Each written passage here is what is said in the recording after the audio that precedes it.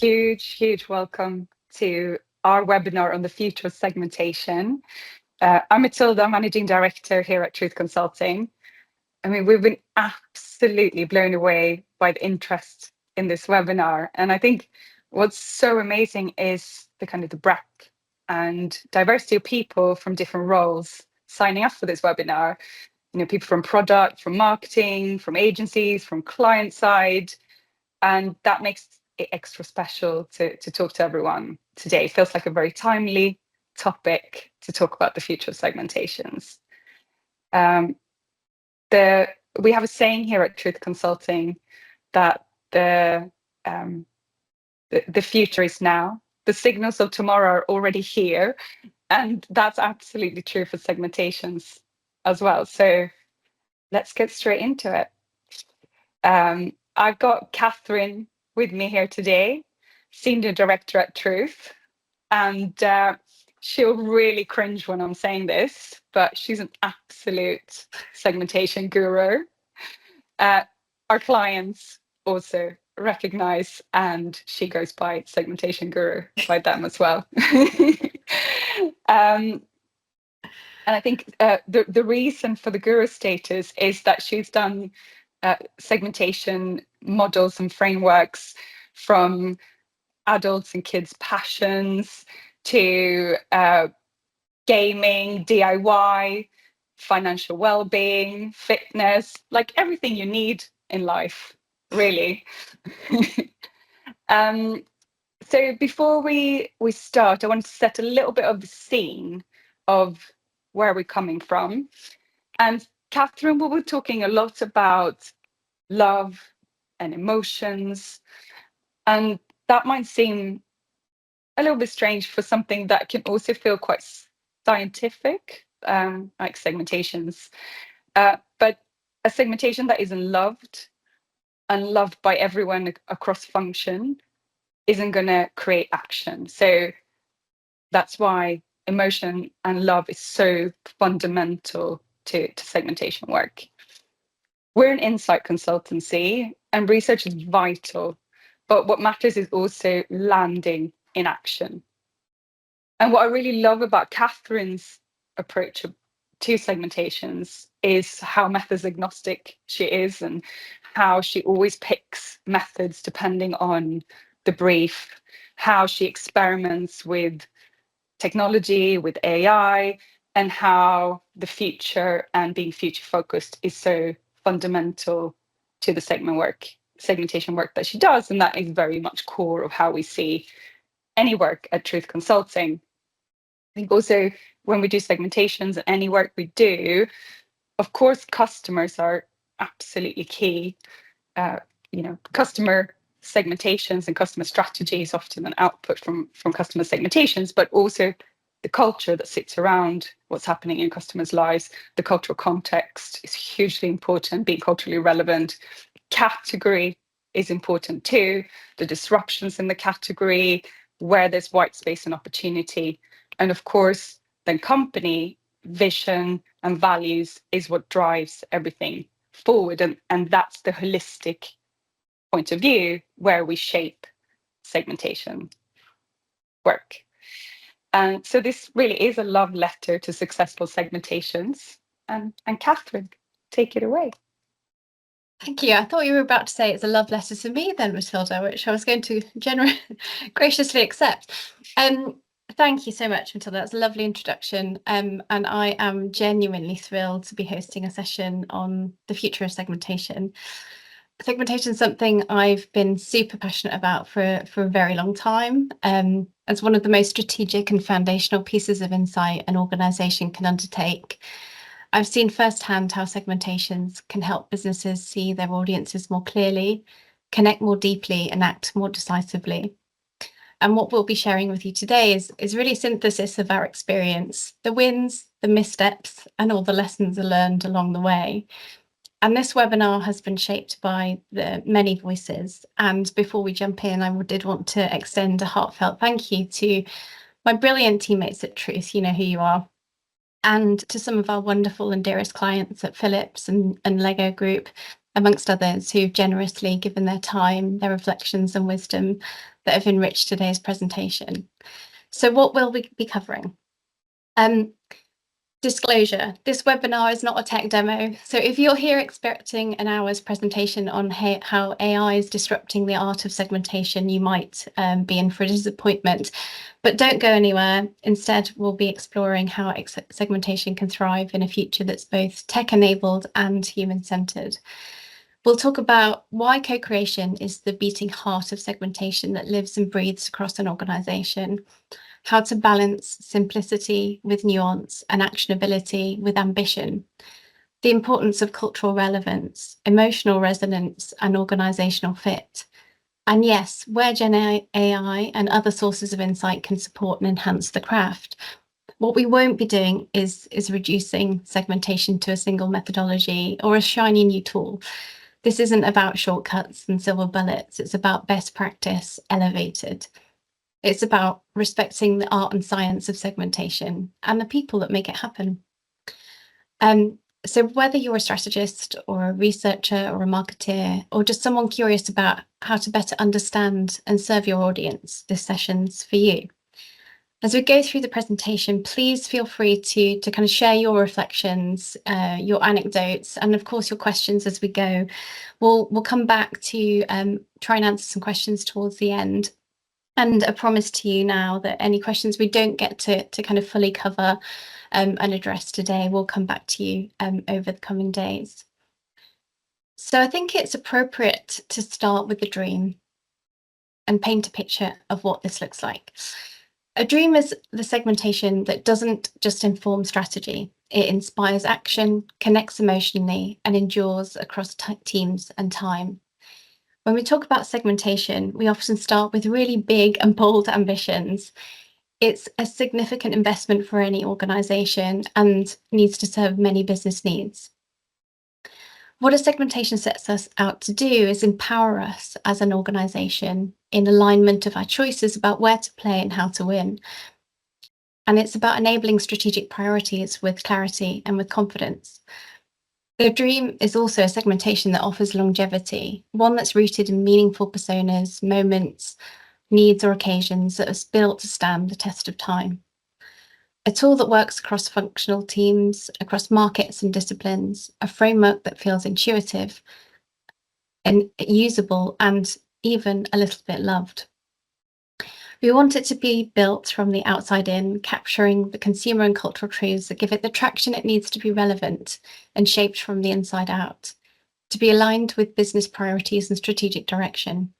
But too often we can fall short of that dream. Segmentations can become siloed, lose momentum, and end up in a graveyard of good intentions. So today we're asking, how do we keep that dream alive? How do we build segmentations that are co-created, culturally attuned, and commercially powerful? And on the flip side, there is the dread. These segmentations, often the result of an absolute labour of love, months or even years in the making, can end up in the drawer gathering digital dust. They fail to connect functionally with the organisation to be adopted as the integral business tool that they were intended to be, nor do they have the emotional connection to resonate, feel intuitive, alive for those meant to use it, and so are quietly shelved. Now, as we look to the future of segmentation, there's no shortage in excitement around synthetic data, digital twins, and AI. These technologies are often hailed as the future, faster, smarter, more efficient. And yes, they have a role to play, but let's not mistake tools for transformation. At Truth, we believe segmentation is more than a technical exercise. It's a creative, strategic, and human one. And used in isolation, AI can strip away the nuance that makes segmentation meaningful. The challenge isn't whether to use these tools, but how to use them wisely as part of a broader approach. So the question becomes, how do we avoid the dread? How do we build segmentations that are not only smart, but also soulful? So if tools alone aren't the answer, what is? We believe it's time to bring the power of co-creation back into the spotlight, not as a process step, but as a philosophy. Because segmentation isn't just science, it's art. And like any craft, it demands both rigor and intuition. Yes, tools matter, but they're not the end game. They're instruments and inputs. The real magic happens when we treat segmentation as a co-creative journey. When client teams and agency partners come together, not just to sign off, but to shape. We often talk about wanting segmentations that live and breathe across an organization. But to achieve that, we need to inject life into them from the start. And that means crafting frameworks that deliver standout, stand-up insights, functionally robust, yes, but also deliver on the feels. Does it feel intuitive as a framework? Does a segment feel like an exciting opportunity that we can address? Is it what the business needs? Can it work for everyone from marketing and comms to innovation and strategy?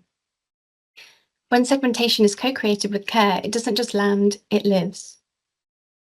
But let's be clear, co-creation isn't just about being kept in the loop. It's not about fieldwork updates and sign-offs and ticking boxes. It's about shaping the segmentation as it emerges and evolves. And crucially, it's not a one-off moment. It's not about waiting for the big bang at the end of a process. Co-creation is a journey. It's iterative, instinctive, and yes, sometimes gutsy. It's about leaning into ambiguity, trusting our instincts, and building with both evidence and emotion. It's not just about sense-checking outputs. It's about contributing gut feel, lived experience, and a strategic perspective. It's about asking, does this feel right? Are we heading in the right direction? What's missing? Because that's what helps us stay on the path to that dream, avoiding the dread. And co-creation isn't just a process about the partnership between clients and their insight and their insight teams, though that's a really vital part of the process. And if it did involve a lock-in, would be quite fun too. Co-creation means respecting that there's more than one truth to consider in developing the right segmentation framework. It's about layering understanding drawn from consumer, category, cultural, and company truths, as Matilda alluded to. Because if your segmentation doesn't reflect the reality of your portfolio or the way that your business thinks about its audience, it risks being sidelined, no matter how beautifully crafted it is. And as one client put it to me recently, you can spend 2 years building a segmentation with every data point imaginable, but if no one uses it, it's just a beautiful artifact. Actionability isn't nice to have, it's the difference between success and shelf life. And just as a segmentation must reflect our internal truths, it must also reflect the evolving cultural context in which your audience lives, their values, behaviours, the shifts shaping their world. It's about recognizing segmentation is never built on a single truth, and we don't have to be totally purist in its pursuit. Yes, we are led by the data, but it's crucial to find the right balance of simplicity, granularity, and actionability. So what does a journey of co-creation look like? As I've alluded to, it's layered, it's iterative, it's built on evidence and instinct. It's shaped by understanding that segmentation isn't just about who people are, but how they live, what they need, the culture that shapes them, and how your brand can meet them there. It's about the ability to flex, to be robust where it counts and agile where it helps. And this is a design principle that we refer to as scalable precision. It's about discovering granularity where nuance matters most and clarity where simplicity is key. And we should never overlook the importance of taking a moment to really think through and define the universe we wish to segment, size, and define the opportunities that exist within. Our starting point, our addressable market, should reflect the landscape your brand's in today, but also make space for stretch, for ambition, for evolution in the future. That means consulting across the business. What are teams working on now? What's on the horizon? Where does a brand have ambitions to be positioned in the future? And what are the strategic bets being placed? We need to define our addressable market with care, especially in a world where brands are increasingly redefining themselves in broader ecosystems. Think entertainment rather than just content or gaming. And that stretch is really exciting, but also risks going too broad too soon. It's really tempting to cast the net wide and try and capture everything. However, that can lead to a scenario where 6 to 8 segments emerge with only 1 or 2 that we can credibly play in. And when that happens, actionability suffers, uptake stalls, and the segmentation just loses its power. And this is about making space for that ambition, yes, but also grounding in a reality, knowing where we can credibly play today and where we might stretch tomorrow, and building the framework that can grow with us. But also this ambition must also meet a commercial reality. We're living in an age of increasingly shrinking budgets and demands of faster timelines. And this means that we need to be more deliberate, defining a universe that's lean but meaningful, and building a segmentation that can flex without overextending. When a universe is really well defined, segmentation becomes not just a tool, but a compass. And once we've defined that universe, we need to make sure we're not only looking at it from the inside out. Too often, segmentation is shaped primarily by established category norms and internal thinking and priorities, what the business expects to see, what the portfolio needs to make sense. But to build something truly resonant, we need to layer the outside in perspective. And that means developing a ruthlessly audience first understanding of the consumer, but also the cultural truths within your universe. And culture isn't just context or something that we reference once the segmentation's built. It's a source of co-creation and should be part of the design. If culture shapes how people live, what they value, how they express identity, and how they make decisions, it should shape how we segment them too. Cultural analysis helps us stress test our assumptions and challenge default thinking and future-proof our segmentation by anticipating shifts in how people live and what they expect. And this means asking not just what's relevant now, but what's gaining momentum. It means recognizing that attitudes are expressed culturally, and that to truly understand the segment, we need to understand the cultural lens in which they see the world. And it's also about asking, who are we representing? Are we capturing the voices of early adopters, influencers, and cultural leaders, or are we only hearing from the mainstream? And when we design segmentation with culture in mind, we build frameworks that are not only relevant, but resilient. And consumers should, of course, be the beating heart of any segmentation, that goes without saying, within which we need to recognise the power of different voices. So you may already have a really clear idea of who your target audience is, but this is a great moment to kind of question that, and to question who might we be missing. What do we know culturally about our space that we haven't considered before? What assumptions are baked into our framework, and what perspectives might be being left out? Think about the value of men in beauty, the importance of disabled voices in fashion, the cultural representation of women in gaming or dads in childcare. These aren't edge cases, they're cultural realities and valuable perspectives. And when we overlook them, we risk building segmentations that are incomplete, unbalanced, or out of step with the world around us. And this is where cultural understanding becomes not just a layer, but a lens. It helps us ask better questions and build segmentations that are inclusive, relevant, and future-facing. Because if segmentation is about connection, then inclusion isn't optional, it's essential. And one of the earliest and most powerful tests of a segmentation success is its ability to just click, that gut feel recognition. Does your audience instinctively get it? Do the segments, whether built around occasions, needs, or personas, feel familiar, recognizable, and usable? Do they just click? Too often, and I'll hold my hands up to this too, we do wait until too far into the process to test this. When we form the segment clusters and built out the profiles to a certain extent, but by then it's often too late to pivot meaningfully. And if it doesn't click, it risks just being dismissed. Instead, we are increasingly using online contextual mapping via our Truth Intelligence platform as a vital early stage in segmentation development. AI-powered analysis of millions of unstructured data points from live in the moment online conversations is a really powerful way to surface motivations, needs, and attitudes that start to form the foundations of a segmentation. And this approach gives us scale. It offers a raw, unfiltered view of consumer motivations that's not shaped by recall or research framing. It's what people say when no one's asking. It helps us detect early patterns, test hypotheses, and identify the spaces where differentiation is likely to emerge.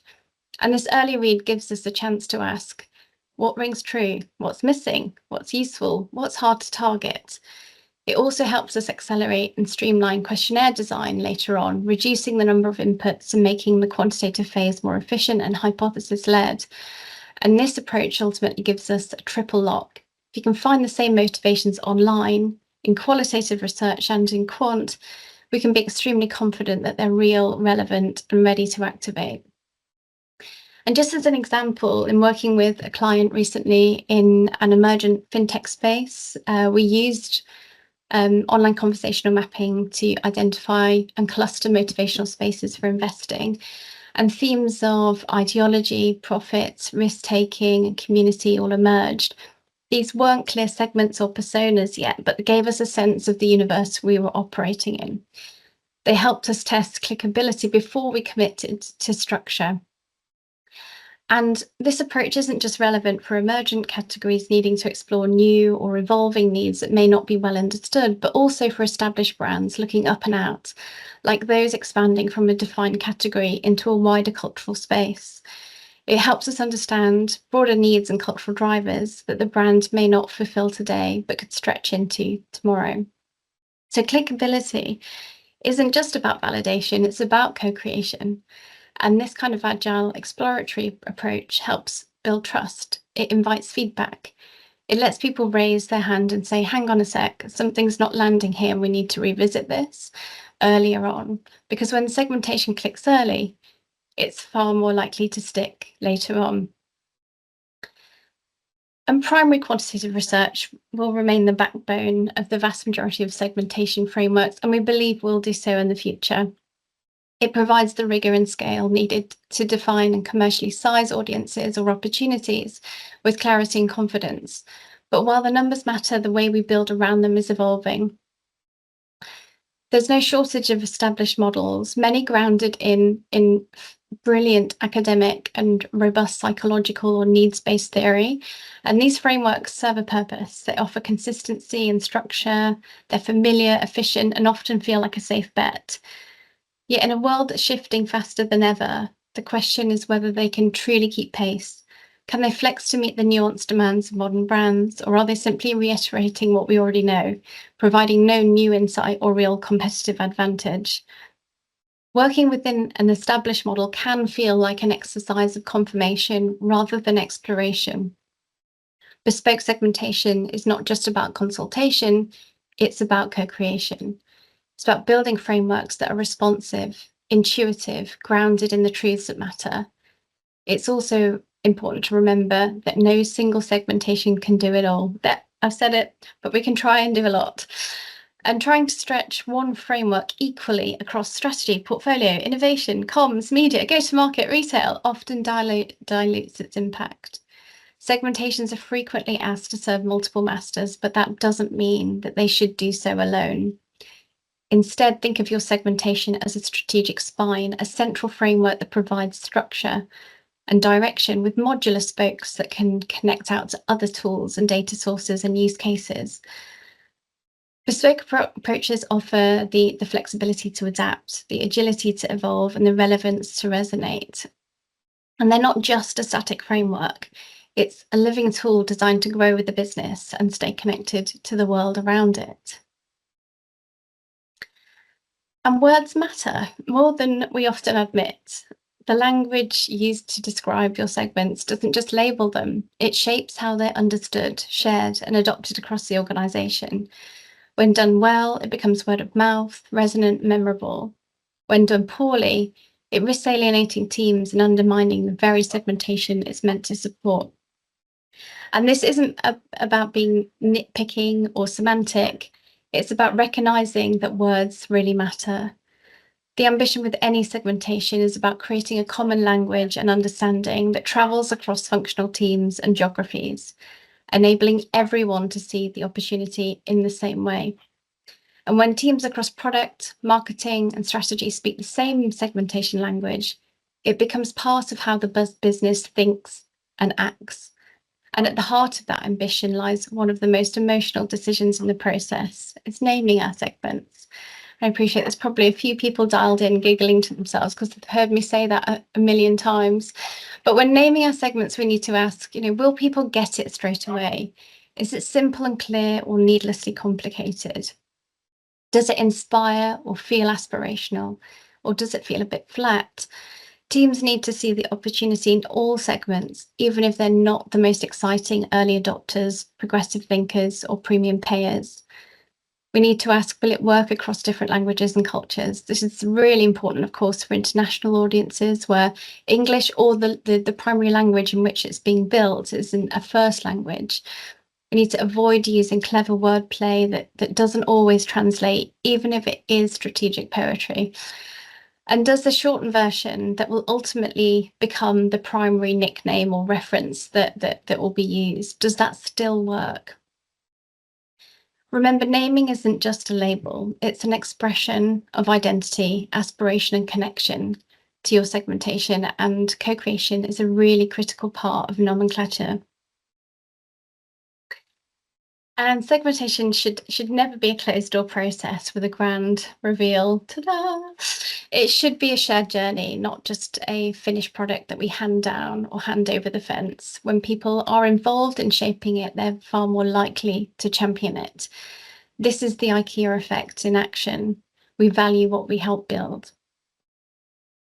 A company-wide launch with all the right fanfare can spark awareness and excitement, but before the curtain rises, we need to carefully consider who our internal champions will be. They're people who will carry the segmentation into their teams and embed it into their processes and make it real. Think about who needs to be consulted early, who might use it differently, and does your launch narrative speak to everyone? To move beyond awareness and surface level understanding into action, it's important to invest in tailored sessions with individual teams. Help them unpack that big question of what does it mean for me? How can I do my job better or differently? Even better, show, don't tell, how to leverage the segmentation that can be adapted for different use cases, informing decisions that have already been made and impact already realized, whether that be through internal efficiencies or external success. And this is where segmentation lives or dies, not in a beautiful slide deck, but in the day-to-day. A well-planned roadshow built around empathy, relevance, and co-ownership ensures your segmentation doesn't just launch, it lands. And for it to truly live, it needs a champion, just as a brand refresh needs a rollout lead. Segmentation needs an ambassador, someone who owns the journey, drives adoption through systems and processes, and keeps it alive across the business.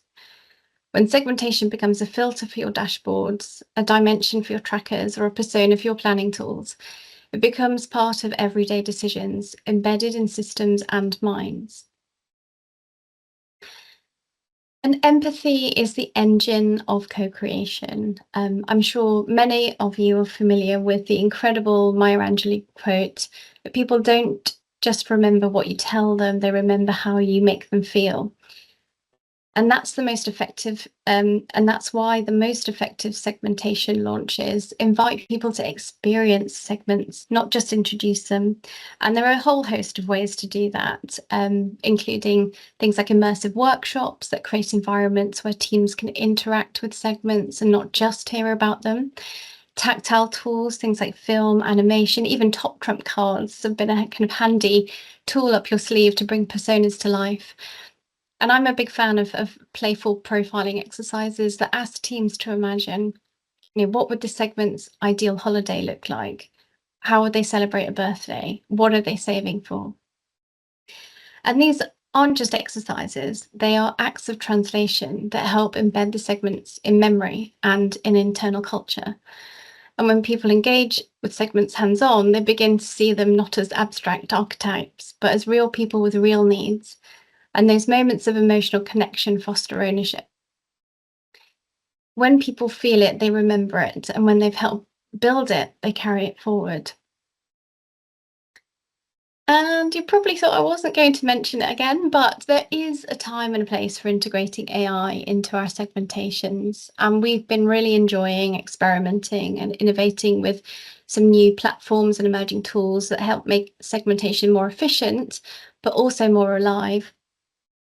So earlier I touched on how we're increasingly starting the creation process with AI-powered online conversational mapping through truth intelligence to uncover early motivations, needs, and pain points.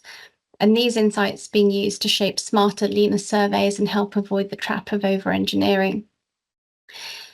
And AI makes that the exploratory phase much more efficient, but it's still grounded in human interpretation.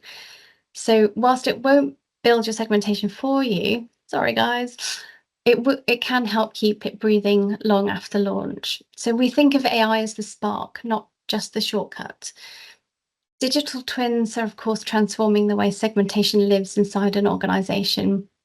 Built from proprietary data, AI-generated personas can simulate real individuals within your segments. They're grounded in the truths and covered through your research, but flexible enough to be interacted with in more dynamic and human ways. Imagine running a workshop where you don't just talk about your segments, you talk to them or a representative voice for them, as they're not often in first person. And digital twins allow teams to engage with segments as if they're in the room, asking questions, exploring behaviours and frustrations, and testing ideas in real time. And these twins can also be tailored with circumstantial context, overlaying life stage, location, family makeup, making them feel even more tangible. And when connected to large language models, they can respond with nuance, drawing on both deterministic data from your segmentation, but with probabilistic nuance drawn from broader cultural and behavioural patterns.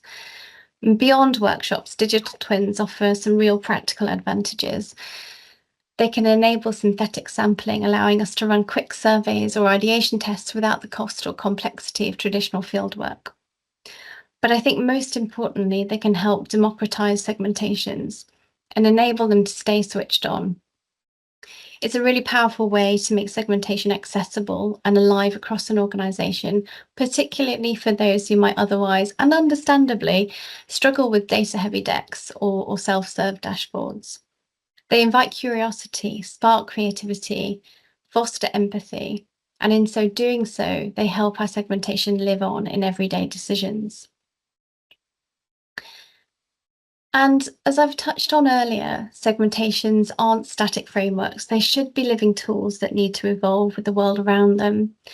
The most sustainable segmentations aren't reinvented every few years, they're evolved. And a good analogy is to think of your segmentation like a language. It evolves over time, absorbing expressions and adapting to cultural shifts, but the core vocabulary and grammar remains intact. And fresh out of a box, a segmentation might feel really tightly aligned to the current trends and cultural codes and the competitive landscape, but relevance can fade fairly fast if we don't actively nurture this.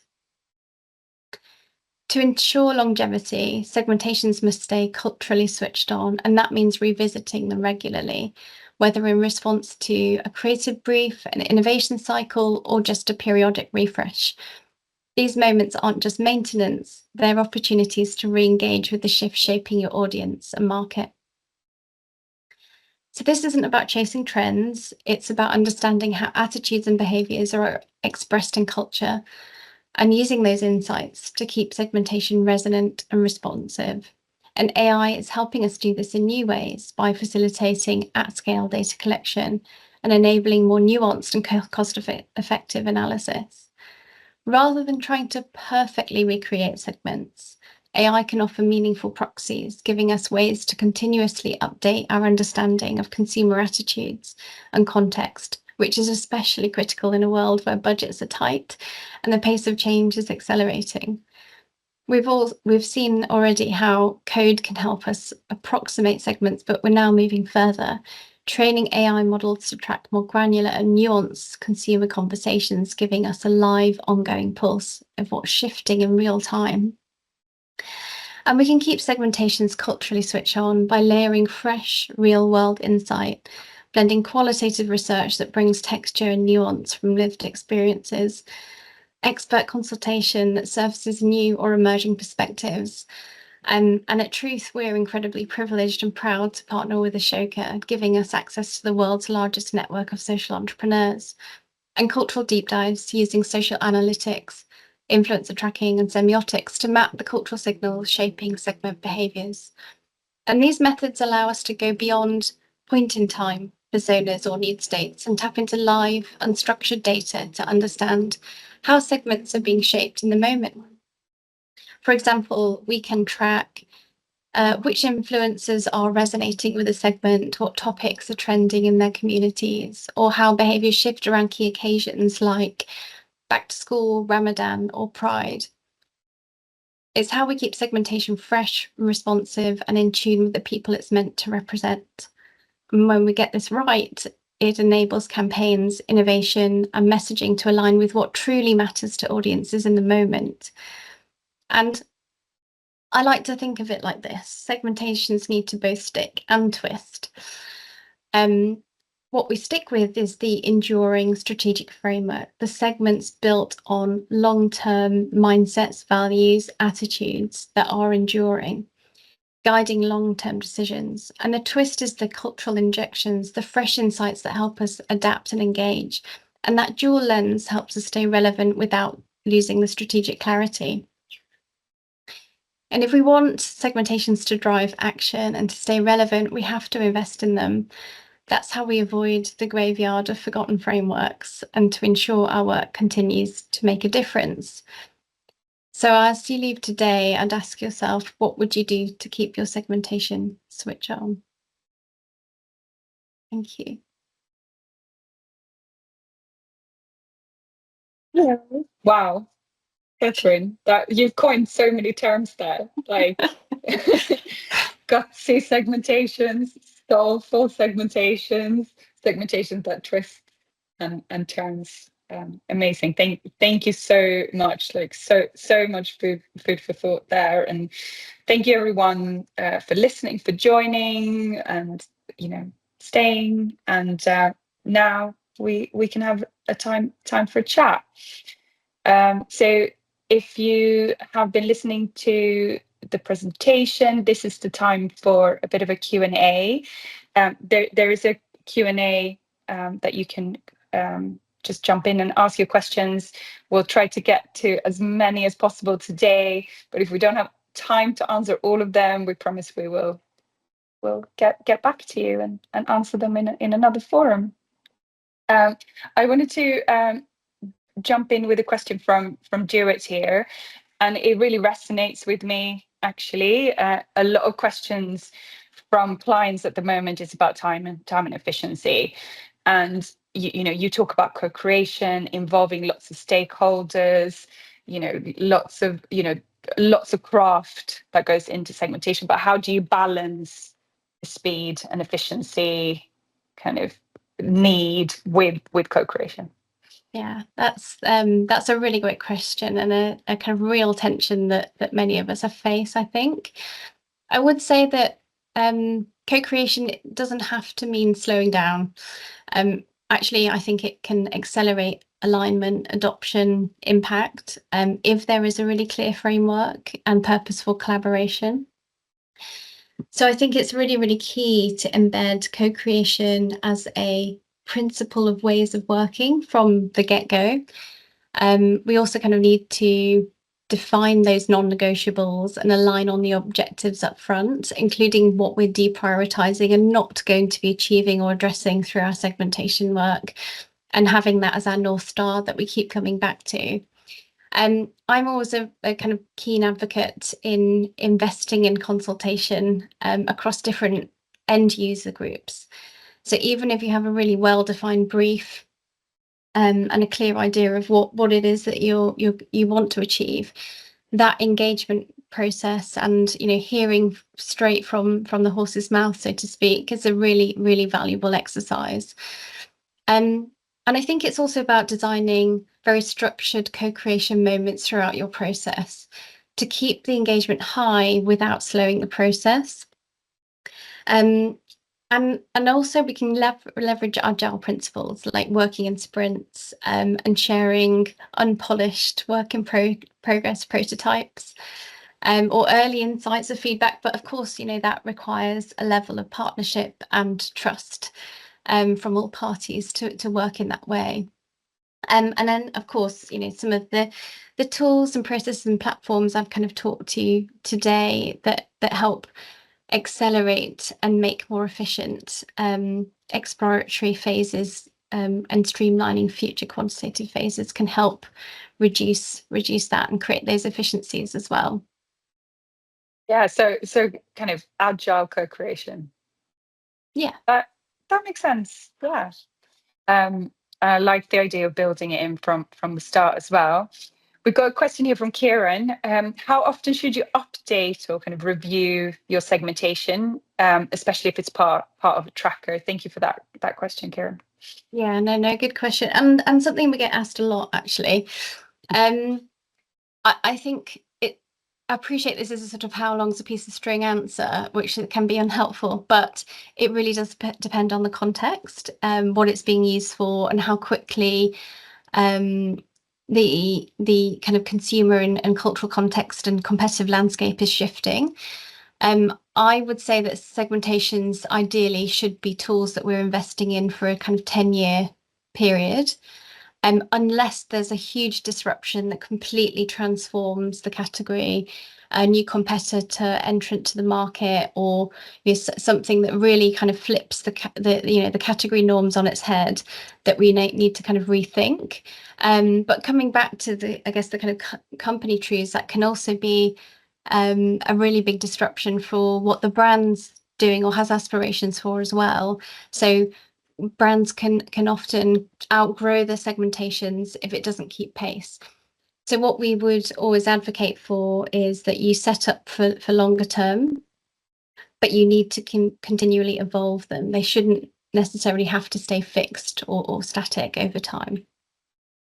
So the kind of the disruption could be like a big political event or sort of or category, but it could also be just we're launching a new product or we're going into a new market. Yeah, absolutely. Makes sense. Pamela, I really like this question. Thank you. Can you talk about globally created segmentations?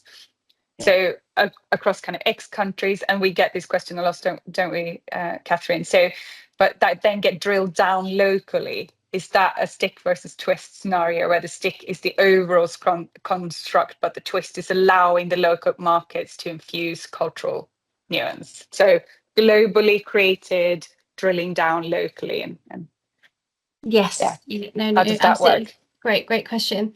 I would say in the majority of cases, we would be sort of leading top down, creating global segmentation models. And the reason for that is where we need to think about where the center of where decisions are made. So if it's centrally driven decision making, typically strategy, so where to play, brand positioning, portfolio product portfolio and product innovation, and often a lot of communications is centralized globally as well. So you think about, that needs to kind of work at that level. But of course, it needs to allow for the stretch and the flex and the relevance at a local level as well. What I would say is that it's not uncommon to find that kind of local marketing teams, everybody thinks their market's completely unique and needs its own segmentation, but it's not helpful when decisions are made at this level. And there has been cases where we've encountered a little bit of resistance in local market adoption of global segmentation frameworks. And I think where the kind of real opportunity is kind of showing that it's not a rigid tool, or you don't have to kind of view it in such a rigid way, whereas the actual data and the structure allows for more flexible application. So especially when looking at zooming out into kind of segment clusters as opportunities or higher level value-based groupings. So a common scenario that kind of plays out is that the global segmentation is established, and centrally we decide on where the priorities are. Who's our creative muse that we are going to create our new kind of portfolio around, and hold centrally into who we're designing for. And then when you look at that, how that distributes across local markets or different markets that are operating in very different cultural contexts, competitive landscapes, for different local business realities, that can feel a little bit misaligned if that distribution feels a bit distorted. And that's really, really normal. You've got to think about the context of variance in wealth distribution, affordability, education, consumer understanding, as well as the category and brand maturity in different markets.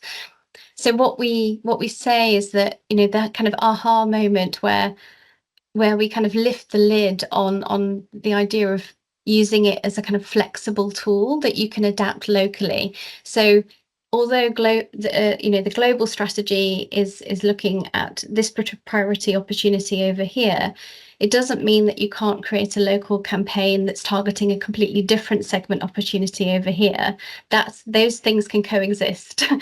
And segmentation is really just a helpful tool to give you greater direction and more clarity in how you attack those opportunities, how you win with those opportunities. What we don't want to do with segmentation is focus so narrowly that we ignore everybody else, and don't think about the halo and don't think about other segments in part of what our growth ambitions are. Yeah, so that's that kind of shared language across. Segmentation can kind of create a shared language across an organization through brands and teams. But yeah, of course, we can still activate and act on those segments in extremely and very culturally nuanced ways. I think that's super interesting and important. I love this question, Jacob, and I'm going to ask everyone to chip in. Do you have any book recommendations about segmentations? If anyone else, drop your recommendation in the Q&A as well. But Katherine, do you have any book recommendations? I'm kind of preempting why you asked others for their opinions, but I'm ashamed to say I'm not a huge reader, so I actually don't know. Maybe that's the space. I need to write a book on segmentation. Yes. Well, we're already thinking about starting a YouTube channel, so yeah, book deal sounds good as well. Sorry, Jacob. I'll have a think. Stan, given the power and value of segmentation, how have you approached managing client expectations or demonstrating its importance to brand that prioritize performance marketing, for example, those more kind of focused on those tactical activations and short-term outcomes rather than being long-term and brand building? That's brilliant question. Yeah, no, it is. And it is, the kind of crux of like the challenge with any segmentation. As I mentioned, because it's such a significant investment, and because it is so strategic in nature, it is something that can pervade and inform everything across the whole marketing value chain. I think firstly, it's about being kind of really clear on what the priorities are. And a single segmentation or the formation of your segmentation won't necessarily answer all of your questions, and it doesn't need to either. I think initially what you're doing is trying to create the framework, create the common language, create the kind of common understanding of the opportunities that exist, and make those strategic decisions. But then additional research and linking out to other data sources and inputs can help inform more executional level insights as well. So if you want to use, I guess, kind of cultural insights to help with kind of specific marketing initiatives, then that's something that can be kind of linked in.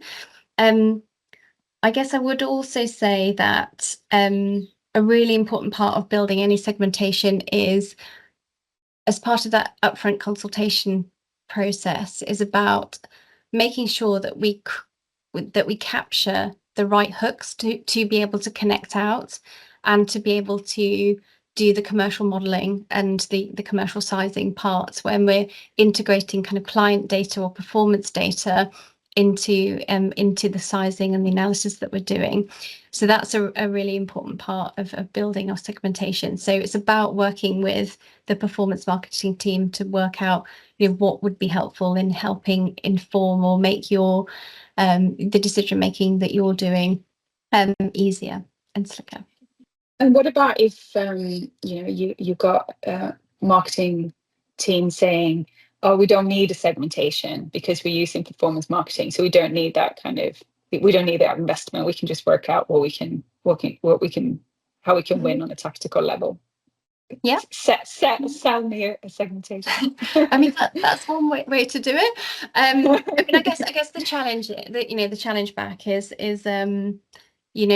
if you're only looking within a kind of narrow universe, with performance marketing, you're only looking at influencing within a kind of small circle. You're not giving yourself the space to look up and out and what's the bigger picture and what's the bigger opportunity.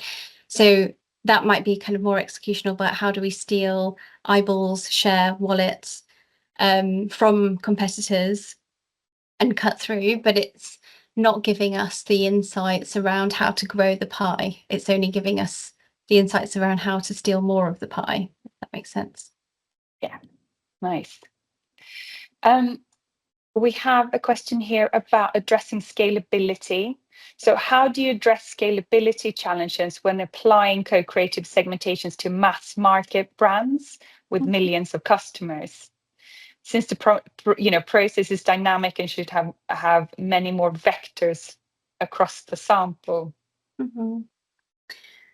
So if I understand the question correctly, I guess when we're talking about almost a mass market brand, when the use of a segmentation is about how do you target and connect more powerfully within that.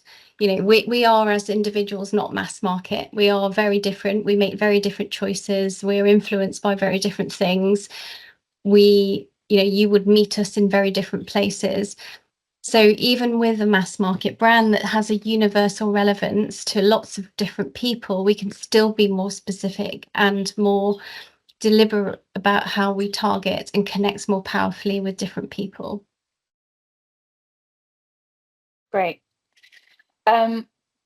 So a question here about synthetic data. And you speak about synthetic data, but we have a question here about if we accept synthetic data, that it gives us the average of the internet, so kind of past consumer sentiment. Is it a risk to use this type of data to refresh our segmentations? Yes, yeah, and it's something that we should be constantly mindful of and thinking about and questioning as well. When I reference synthetic data, it was in the context of being able to use it to run kind of quick sense check testing based on based on a kind of larger language model and the synthetic data. But what we wouldn't necessarily advocate, that doesn't kind of take away the value in the kind of human insight as well. So it's almost like another tool in the toolkit for kind of quick, dirty sense checks, rather than necessarily needing the kind of the time and the expense of doing primary research as such, dependent on the need of what you're looking to test and the importance of it and where it is in the kind of development cycle. So if it's a quick sense check pre-launch and you've already kind of ruled out issues in elsewhere across that process, then that's a great use of that. Or if it's quite early on about kind of just gauging ideas and testing for different ways of addressing different pain points, that also can be a really great and low risk use of synthetic data. But I guess what we would also say is that it doesn't give you that it's not foolproof, and it does give us that average. That's the kind of risk of how it normalizes data to the average of the internet. That's a really great expression of what it does.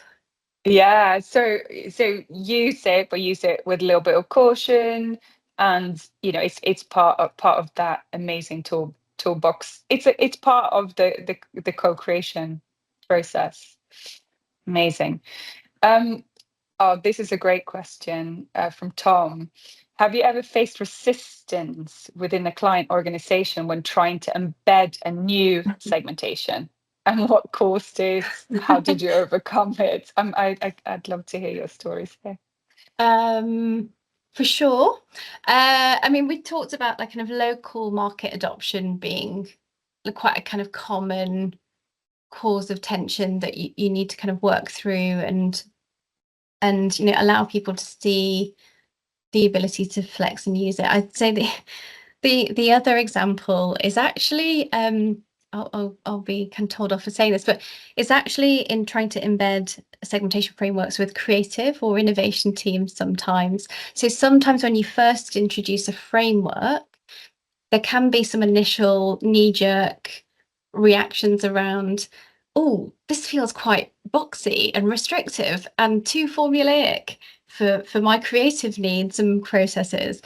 But actually, when you lift that lid on the flexibility through which segmentation can be used, when you can explain it's not intended as a prescriptive brief for innovation or a success criteria in which we assess innovation work streams, but can help us step back and identify where the unmet needs are, where the white spaces and where the gaps are in our portfolio.